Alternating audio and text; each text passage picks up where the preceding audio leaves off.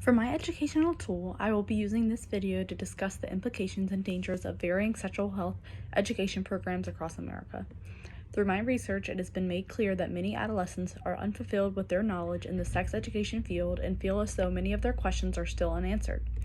In a pilot test run by researchers Melissa Mackin and Yelena Perkonkova, adolescents between the ages of 12 and 14 understood the least about topics of puberty and adolescence, with an average of 46.2% when answering questions. Participating adolescents struggle with questions relating to hormones, specific body changes, and brain development. These researchers also discovered there was a low knowledge on the topics of STIs and how to use a condom, with the average percent of correct answers being 46.2 as well. Another study conducted with pediatric oncologists discovered the most common topics of discussion for sexual education in the field are based on medical topics.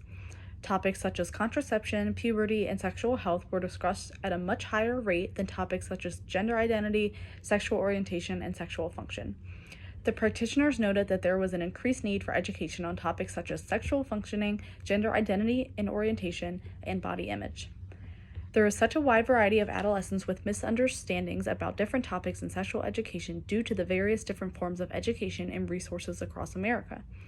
Every state is able to create a sexual education program that is different, and students who are gaining information from different parts of the country can lead to dangerous public health concerns in the future.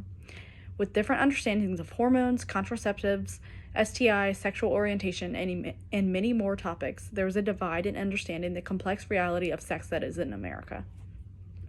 Although there is no cut-and-dry solution to this divide in sex education in America, a study conducted by Leslie Cantor and Nicole Levitz shows that over 89% of American parents agree on the same important topics for sex education in high school, despite identifying with different political parties.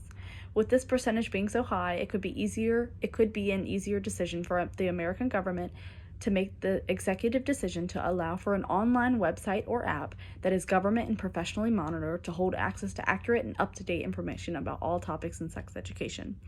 A study conducted by Kirsten Kauke, Tamar Genesar, and Andrew West discussed how after thorough research and analysis of 2,963 apps that have anything remotely related to sex education, only 15 of them met the criteria for comprehensive programs.